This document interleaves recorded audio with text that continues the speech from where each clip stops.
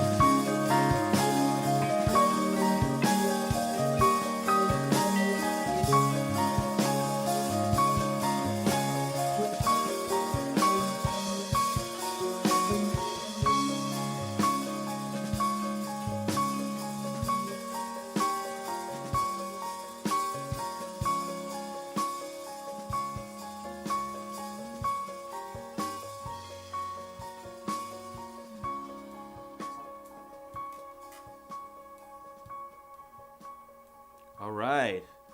So that was Scholar or Scholar Eclipse. We haven't really decided yet. We can let the fans figure it out. So interesting thing about this whole process is, so Joel did all of the editing and initial mixes. Like there was a lot of hours that we had to shave down. And we all, gave our notes to what we thought should be included and all this stuff. And at the end of the day, like we were talking about it during that first song, and I really don't even think that any of us had ever really heard the final mix or the final edit. So this is kind of a new experience for at least the three of us. I don't know, but obviously Joel has heard all of it so many times. He's probably so sick of listening to this. But Corey definitely hasn't heard it either, and Lonergan, same thing. So yeah, it's we're as new to it as you guys are. So hopefully you're enjoying it. It's been a time. Joel, you got anything to say? Well, yeah, with the exception of me, who has heard all of these songs 1,000 times. So it's kind of funny. Like everyone else is hearing it for the first time, but I basically spent the entire third COVID wave in Ontario editing these jams down. There was probably about 7 or 8 hours of music, and we got it, and I kind of found the points where I could trim some fat and get things down to about 70 minutes that we have here. What was the total amount of music that we had, like hours or minutes or whatever? Do you know offhand? Yeah, it was about 7.5 hours. Wow. It was hard for us to jam less than 15 minutes, I think. Like most of the stuff was at least 20 minutes to half an hour. Yeah. Yeah. Well, we were all in lockdown, right? We hadn't played music with anyone. We hadn't seen anyone other than our wives, and it was a big release when we went into the studio and got to do this for sure. It was interesting, like setting parameters to jam, and like I remember one time we tried to keep it short, and we went way over what we thought, and then we tried to do something that was like really happy, and then it ended up being the opposite, and then I think something like. I remember the last tune on the record, Unsmoked, which we obviously haven't gotten to. I remember it ended up being like a really happy and triumphant song, but I think we had a very different intention for it. Like we tried to make it spacey or dark or whatever, and then it just did not go there. Similar to how things in the live show often shake out. Just not what we were expecting at all. Totally. Yeah. The next song on the album, I believe, is based around what Mike decided to bring in. Because, like I said before, there were 4 jams that we did where they were like, someone has to start it, someone has to bring in the initial concept themselves. So, Mike, I don't know what inspired you to bring in the germ of an idea for this next tune that we now. I had different ideas, and then I just did this very spur of the moment. Yeah, just let it fly. And then I think, came up with the name of the song, too, which is Die Autobahn. Correctly pronounced, yes. Yeah. Thought I'd reflect some of the Moisel German heritage in there. Yeah, so Mike Moisel is very German. Not me. Yeah, he had to go to German school growing up. Oh yeah, that was bad. That was a terrible experience. No way. Which he did not enjoy. Anyways, here it is, Die Autobahn.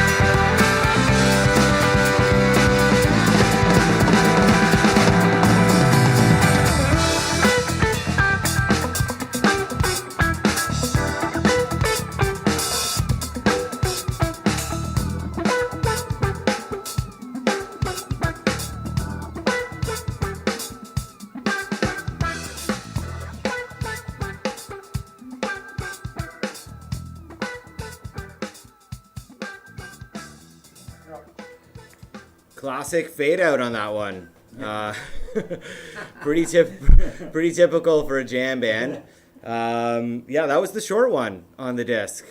Pretty neat that we actually managed to make it work. But before we go any further, they're definitely not watching, but it needs to be said that we recorded this all at Root Down on Geary in Toronto. So shout out to Root Down for hosting us. Thank you so much for everything. Shout out to Catherine Kearns for allowing us to come in there and being the point of contact and everything. And yeah, that was D Autobahn. I always thought it was more like we were angry at the Autobahn and saying, like, die, Autobahn. You know? I've never been on the Autobahn, but I can get behind that. I've been on it, and it's pretty cool. They let you drive real fast. So presumptuous, that Autobahn. Yeah, it's true. D Autobahn. All right, what do we have next? I have no idea what's up next. Okay, so up next is a song called Chest Rock. Oh yeah, that's my title. I don't know if it's my song, but I definitely No, made I don't that think it's title. your song. In fact, I think your song is made it as one of the bonus tracks. There you if I'm go. not mistaken. Not even good enough for the real thing. Nah, it didn't quite cut the mustard. There you know? you go. Wow. Actually, But it's not your song so much as what we all did collectively with the germ of an idea that you brought forward. if you will. You're a sweet man for saying so. It's But not also- your song that wasn't good enough. It's your ideas. But yeah, basically, I mean, if the seed sucks, the plant sucks. Yeah. You know? At the end of the day, let's be real here. No, it's great. It's why we still released it just as a single. You can only fit so much music on a CD. Yeah, it's the bonus track. Pay extra for that shit if you like me. I think I actually don't know how this jam happened, except that I know that I'm pretty sure this is the one where the intro you're gonna hear was originally the ending of another song, and then when it gets into the main song. Oh wait, no, I think I'm thinking of the next tune. yeah, you're Hold not. on. That's not this tune. Hold on, let me check. Shut up. Check your notes. I could say something about the last tune for a second. There you go for it. Why don't you do that, Mikey? Getting back to D Autobahn while Joel consults his notes. My personal opinion when we were doing the edits was that was not the best part of that jam. And maybe one day, if we ever release Just Jams, it's in its entirety. All 8 hours. The whole 8 hours of it. Maybe people will agree with me. We'll have to see.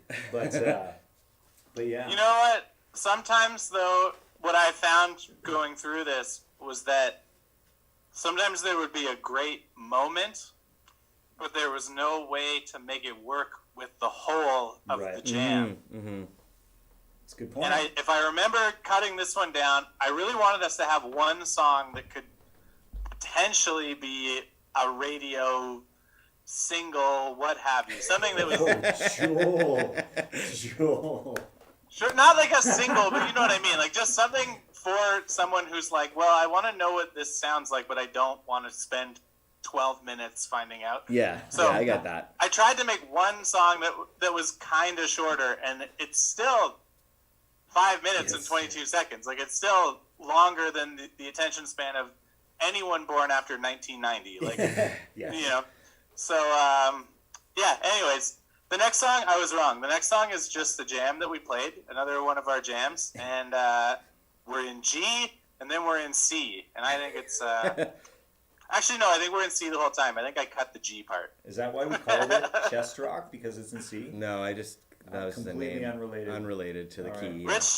Rich just felt like it's the kind of rock you really feel in your chest. The feel, yeah, it's like exactly. It's like chest rock, you know. I don't actually even, I can't even picture what this or hear what this sounds like. Mike has actually never experienced chest rock Correct. before. Correct. I have no idea. Until right now, live The rock. reaction for Ready? chest rock. Here we go.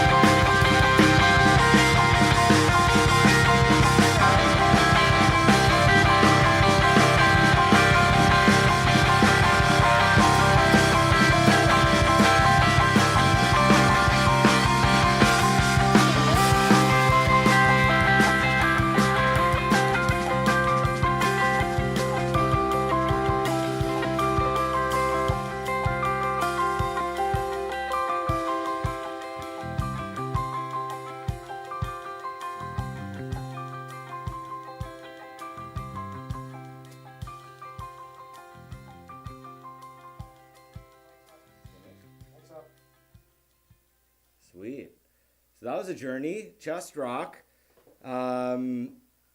Yeah. We were wondering if that one actually ended. Some of the jams, like, we actually came to a close, so we weren't sure if that one was one of them, but it sounded like it faded out. Got a few questions here that we'd love to answer before we move forward. I don't know how to pronounce this. RDY4THDL. Have you done any of these in your live shows? If not, what are your plans for live showcasing?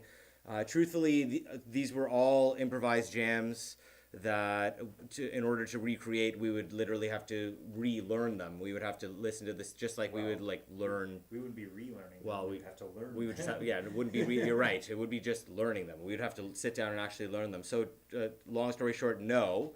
I think we can do it. I don't agree.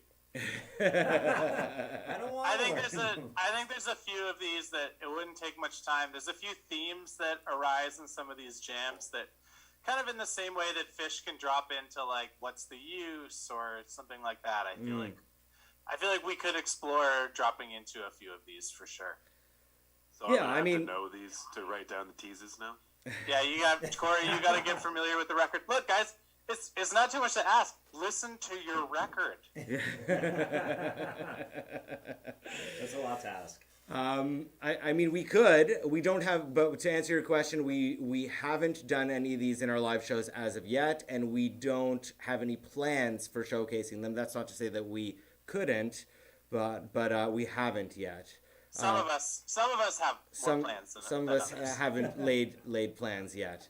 There's plenty of new jams that happen at each show. Yeah, that's kind of the thing. So, you know, we jam in a certain style, and this is indicative of kind of how we jam, you know. So you'll hear things that are similar to this at our shows, and things that are, you know, different than this, as is the case in a jam band. Yeah, Ryan, you asked about how, like, practicing our jams and whether we practice picking up ideas off of each other, and I would say the answer is no. Decidedly no. Yeah. We don't really practice jamming outside of, like, there's certain Fish songs that do kind of need to be jammed a certain way, like there is a certain structure to, like, a hood jam or a maze jam or something, but, like, for the most part, our rules are kind of just to not have rules. That's a nice way of putting it. Yeah, we, you know, in rehearsal, a lot of the time, because obviously Fish's music is so in need of rehearsal, we just focus on the parts. And sometimes we'll jam in rehearsal, and it will usually happen pretty organically. Like, we won't intend to jam something, but maybe we'll jam for a couple minutes here and there. But we don't practice jamming anymore, at least. I'd say, you know, maybe more so in the early days of the band, even before Mike was in the band, we'd kind of practice jamming a lot. But since Mike has joined, we don't. And what happens on stage kind of stays on stage, and is we just leave it out there, which I personally prefer. It feels good for me. I don't know about you guys, but I like it that way. I do like that. Because the less you do something, the less you'll fall into the same patterns of doing. That's a really good point. Yeah, the more you jam, the more you end up sounding the same. Like, the more you jam in rehearsal, potentially, the more it ends up sounding the same. And I think that even kind of Fish went through that too at a certain point, right? Like with the hey jams, or like the hey ho jams, or whatever they're called, where they're all constantly like listening and responding, and then they played in a very specific way, and then they as a band like decided that they weren't gonna jam that way anymore, and it kind of forced them to come up with new ways of expressing their music, which I think is cool. I didn't know anything about that. Yeah, I know Mike is not a Fish fan, so we don't have to worry about that. Constantly learning new things every day. Are there any more questions that we missed? Oh, here's one. Yeah, there's one. Yes, I personally have listened to those Phil shows with Trey. There's a bunch that are great. 99 Warfield's one of my favorite shows of all time. I think it's a pinnacle moment in the jam band history. One of the greatest moments that has ever occurred. Just the top 5 jam all time. Top 5 jam experiences of all time, in my opinion. Single jam, top 5. Oh, Viola, 100%. Viola is the one, and it's the first song they played of the whole run. It's like the best jam of the whole run. So Fish M or possibly Fish'em Fish'em. is asking, does the energy in the room affect the way you jam? I would say absolutely. 100%. Although Yeah. I would say some of our longest, weirdest jams have happened with the least people in the room. But that's still an energy It thing. might be inversely proportional. But the energy doesn't mean need to be like high energy for us to jam well and long, right? Like it could be, maybe there's 40 people in the room and we're like, we just don't give a fuck, and we'll play for a long period of time on something that we normally wouldn't, right? So it could go both ways. Well, and I think sometimes when a show is packed and the energy is really big and people are really dancing, I think sometimes we feel the crowd pushing us in a way to keep that energy up, to keep those those grooves dancey and fun. For and sure. So we might not get into a long introspective jam because the audience is almost dictating the kind of night they want to have too. Yeah, and that's a great point for sure. But it's always great to kill that vibe with a nice ballad halfway through the second set, or maybe in the third or fourth quarter of the set. Just really enjoy that. throw them a nice show of life, or It's you know, a if I could.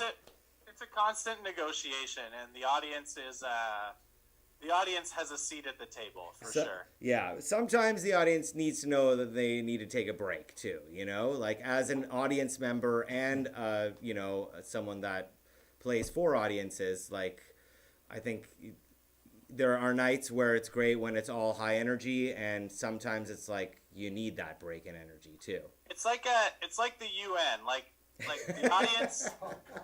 The audience are all members of the UN, but only the band is on the Security Council and has veto power. Right. Right. That's a great segue into our next song. Joel, why don't you intro this song here? Yeah.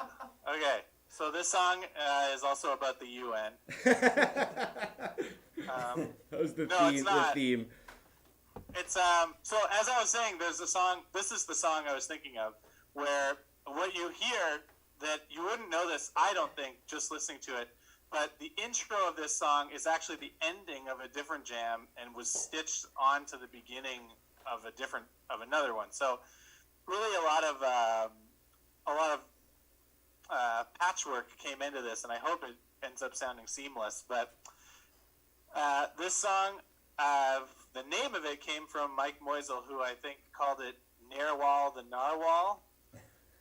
And then I thought it would be funny if it was called The Saga of Narwhal, the Ne'er-Do-Well Narwhal.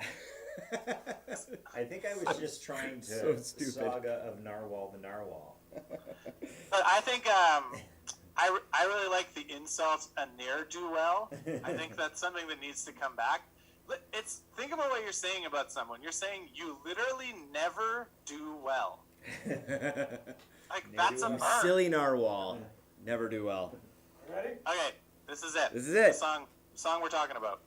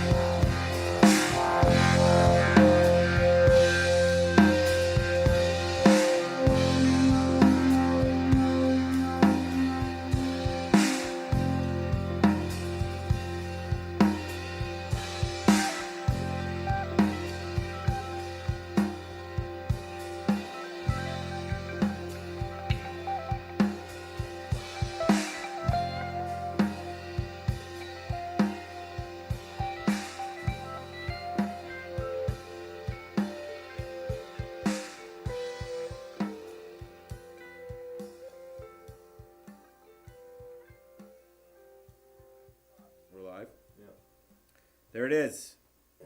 Narwhal, the ne'er-do-well Narwhal, or the saga of, I should say. Yeah, that was a jammy one. Like pretty spacey. I was just saying it was cool. I feel like I was telling Ben, like I never notice, I guess, on stage when he turns his snare off, but it just, the whole tune, the snare was off and it was like functioning as a tom, and it gave it this different feeling and vibe, and it was awesome. Loved it. Doesn't happen during the actual live shows very often. Not often, or at least not that I notice. Maybe it does, and I don't notice. Very carefully. Yeah, you got to listen carefully. Very sneaky.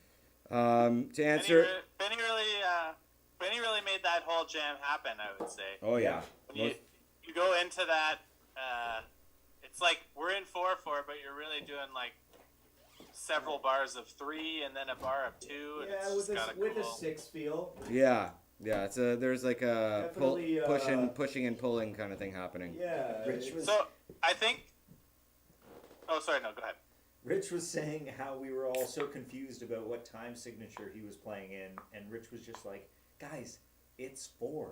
He's playing in 4." I do remember both the two of you, like Mike and Joel, saying like, "Yeah, you were doing like 3 bars of 6 and then 2 bars of whatever." I'm like, "It's just 4, man." Like, that's what it is. What is this? Dream Theater? Benny, let's hear from Benny. How do you think you came up with that unique groove on that song? Do you remember your state of mind? No, it was just a feel thing. You know, I think what happened was there was an idea that was brewing, something kind of clicked. Obviously, I don't count very often, especially in this band. You know, sometimes when we play in 10. But no, there was just something going on, and I kind of went with it, and you guys kind of just rolled in slowly. But yeah, it did give a really nice feel and tone with that snare off the entire time. Yeah, I think, you know, coloring the base of what we were doing with that oversized china that I had with me that time. That Corey loves. Yeah. It gave it a nice feel. It really cut through. I found that, you know, the palette was, for that particular tune, really dark, and that's typically where my brain usually goes. So I think that's one of my favorites on the album at this point. Cool. I think too. Oh wait. Hold on 1 second. Yeah. Okay, go for To it. the laptop here. I think too that one in particular, like we were sort of just discussing different ways that we could approach jamming, so that we ended up with some variety. And I think we were just noticing that we tend to, in a lot of our jams, increase in energy and excitement over the course of the jam, which is common. You sort of build, you get louder, you get faster. And I think we kind of just said, let's try one where we're just going to play for a while with sort of a goal of simmering more. And Like a delicious stew. yeah, exactly. Just kind of Low and just kind of- slow. It's so typical. Like a gumbo. yeah, He's just thinking with his just stomach. resisting our society's need to like make everything grow, man. Like we don't have to have like a growth mindset for everything. Like you know, Oh, I almost spit out my beer. that's just like a capitalist, you know, like fetishizing of internal growth, man. All sexual innuendos aside, I think that was one of the things that I fell in love with. That band that we all listen to, you know, that Fish thing we all listen to and think about and talk about. What do you mean the band? Yeah. I found when I first got into the band, one of the coolest things I thought they did together was just play something at a very moderate tempo and a very moderate volume, and they just did it forever. Almost to the point where, you know, you turn around and you just be like, wow, this is still going on, and you like be having a conversation, but they'd still be kind of, you know, grooving slowly, that perpetual motion. And that was one of the things that I fell in love with first and foremost when I started to get into that band. And yeah, that's, I think, one of the things that we as a group definitely need to strive for more is, is just kind of finding that pocket, sitting back in it without getting intense. Just, keeping that nice, that nice 55 mile an hour kind of cruise speed where Fast, though. we're just, it's not that fast. Not that fast. Hey man, in Michigan, it's like 70, 75 or 85 miles an hour, man. State speed limit. No, but that's one of the things that I actually really enjoy working on with you guys is that kind of slow, perpetual, motion of playing, because we don't get to do it very often, right? Yeah, Anyways, What I was gonna say is he's really unsatisfied with our jamming so far, but we're hopefully gonna get there one day. I disagree. I think Ben's saying that we're growing. We need to find our own way, and we can do that.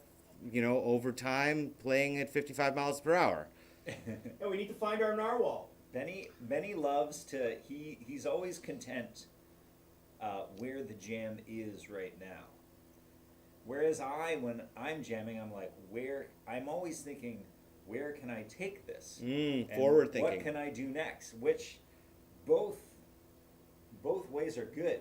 And maybe I should think sometimes more like Ben, and maybe Ben should keep thinking the way he's thinking. Yeah.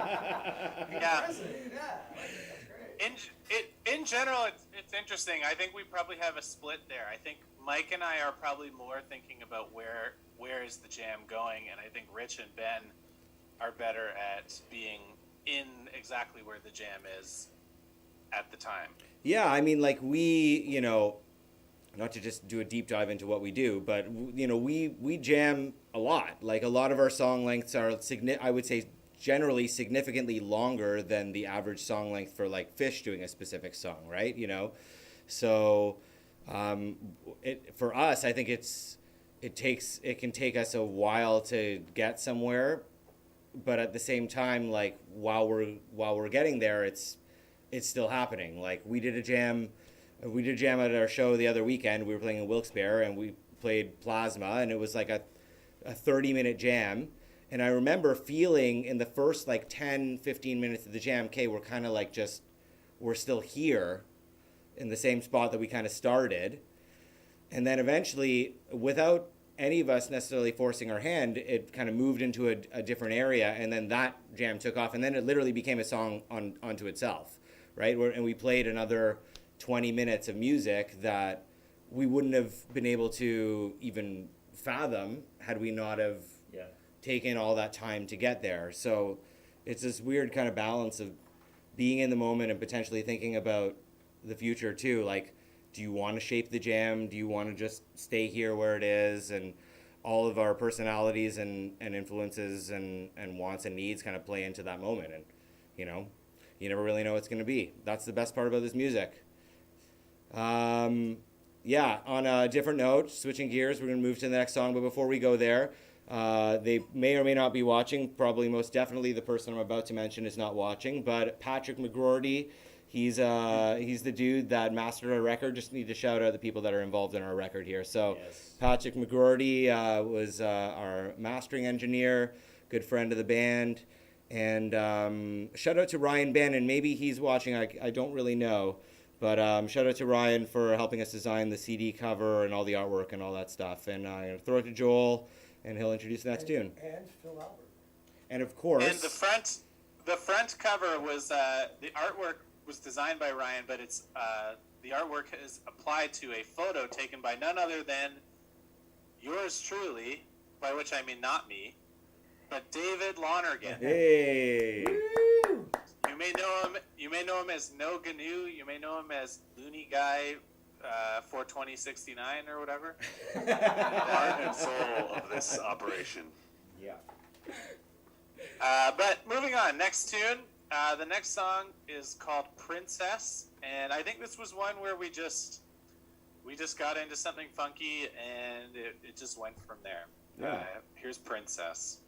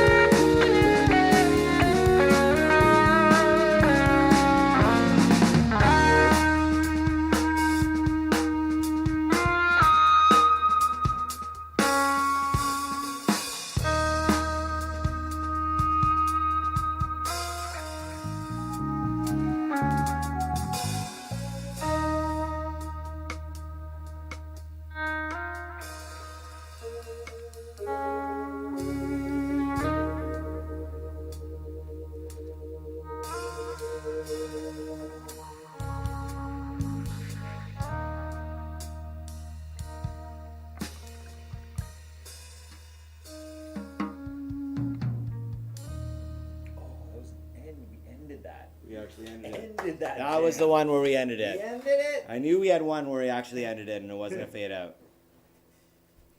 It was kind of also faded. Yeah, in a way, faded too, but still. Mike's too low now. When you two talk, it's good for Okay, well, move it up. Am I too low? We're gonna move it up a bit. I'll project more. Thanks for hanging out. Those that are hanging out with us. Obviously, you know, we're debuting our record. We're the Lizards, in case you're just tuning in, but you probably aren't. So thanks for hanging with us. That one was Princess.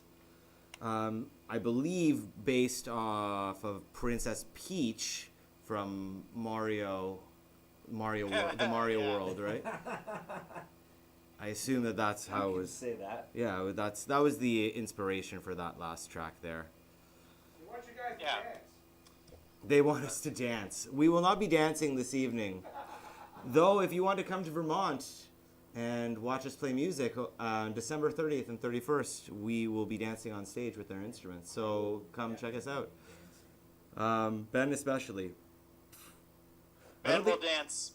He'll stand up on his drum stool and do it. I don't think I caught any questions in this last one other than Ryan's question, which I'm not going to answer. So yeah, why don't we do the next tune? This tune is definitely my favorite one. When we were listening to edits and stuff, I love this one, and this is a really long jam. It's the longest one on the record, and we edited it down a lot, if I'm not mistaken, from like 30 minutes. It's a 16 and a half minute song right now, but the jam that it came from was almost 40 minutes long. Wow, there you go. Sorry, what's the song? This is the great out there. Oh yeah, this Here, is. you know what might be fun for this one? So this is actually, the name of this song actually came from Corey.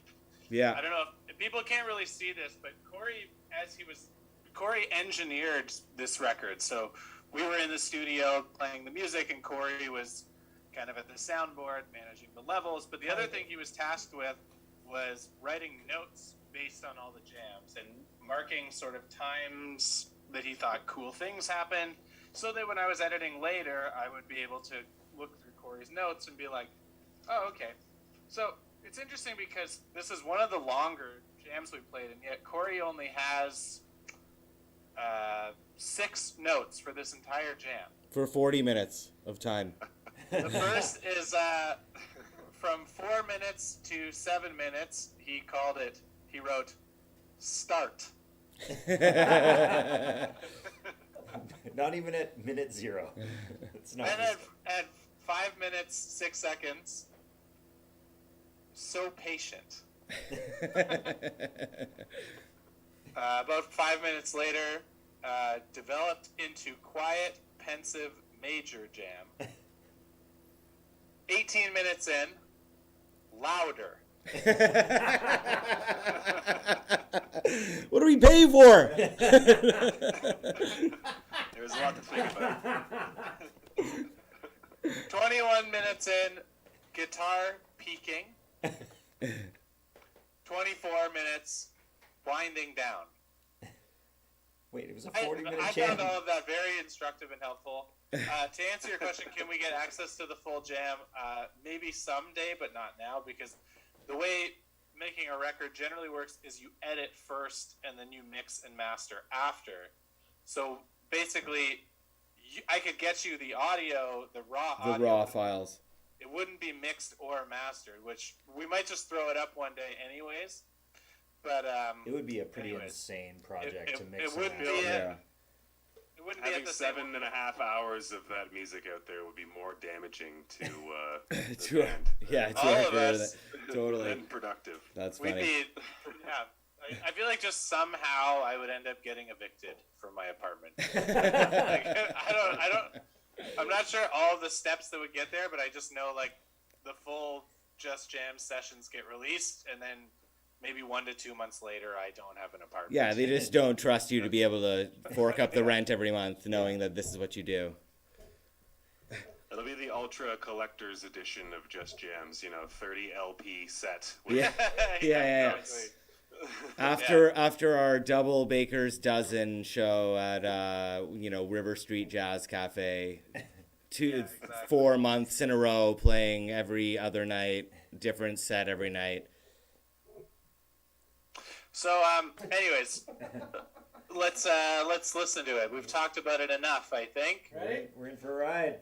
Let me go. And Corey decided to name this song. Well, Corey gave names to all the songs, but almost all the names were abysmal and rejected immediately. But this one was actually pretty good. He called it "The Great Out There."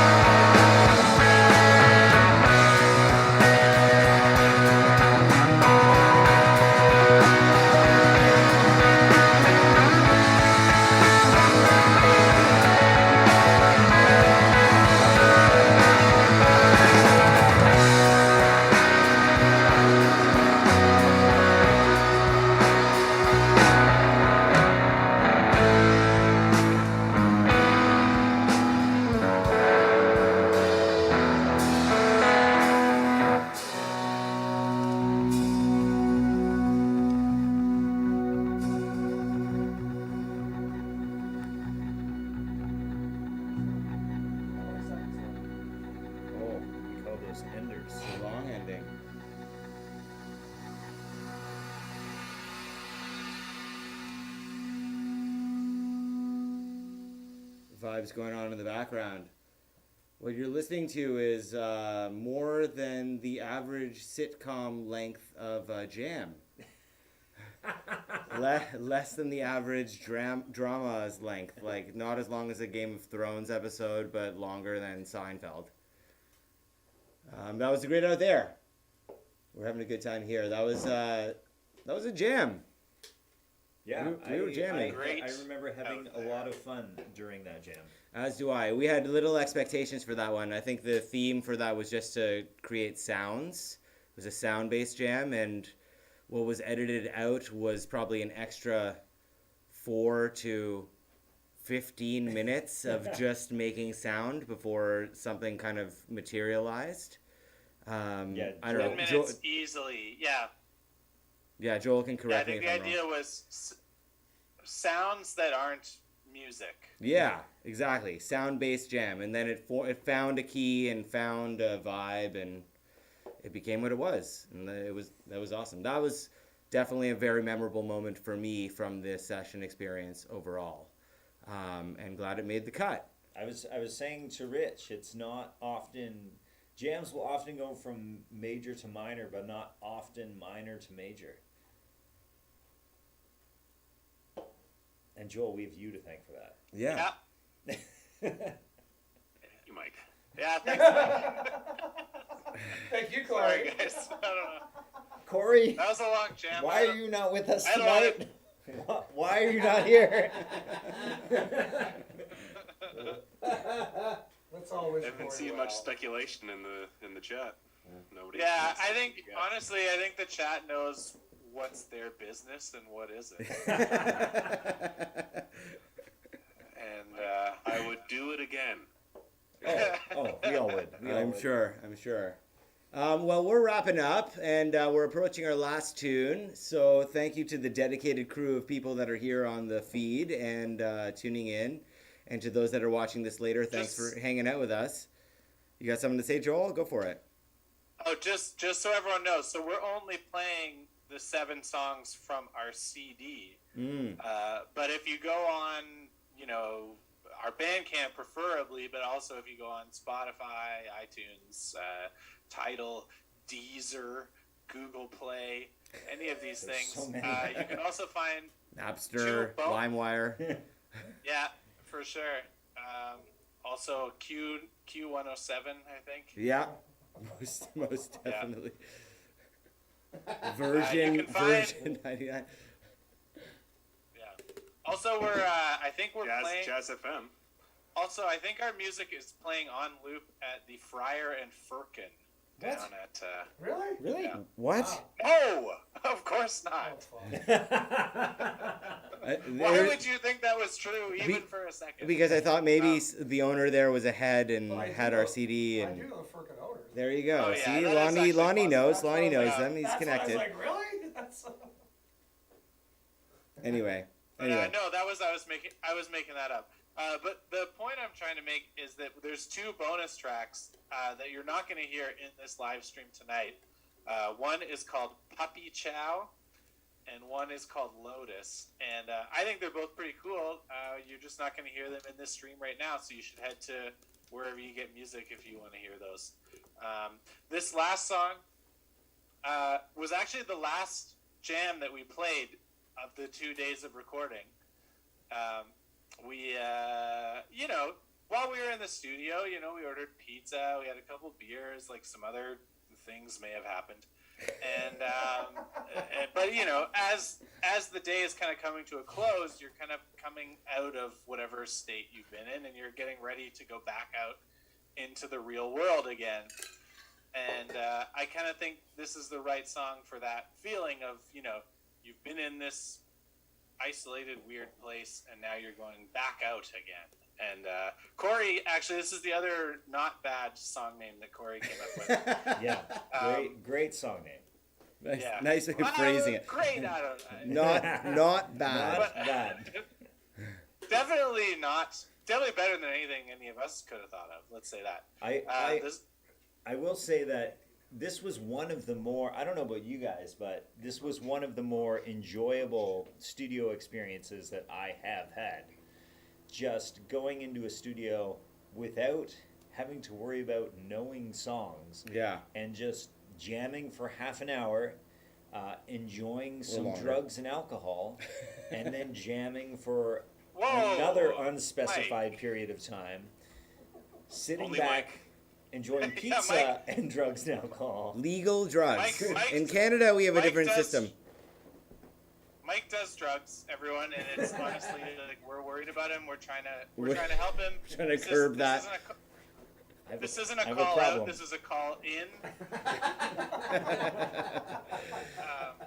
Just before Joel throws it to this next and our last tune, first of all, I just want to say thank you for hanging out with us again, and not to just plug me, but I'm going to do it.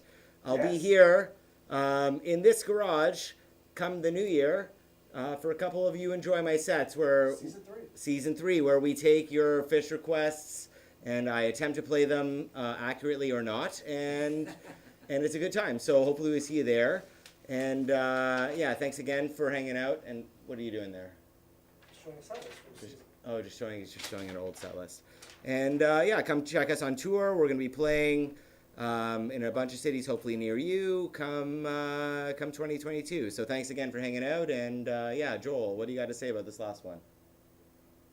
I just, it's funny. I think it sounds when it starts. I think it sounds like a Foo Fighters song, and I think it's funny.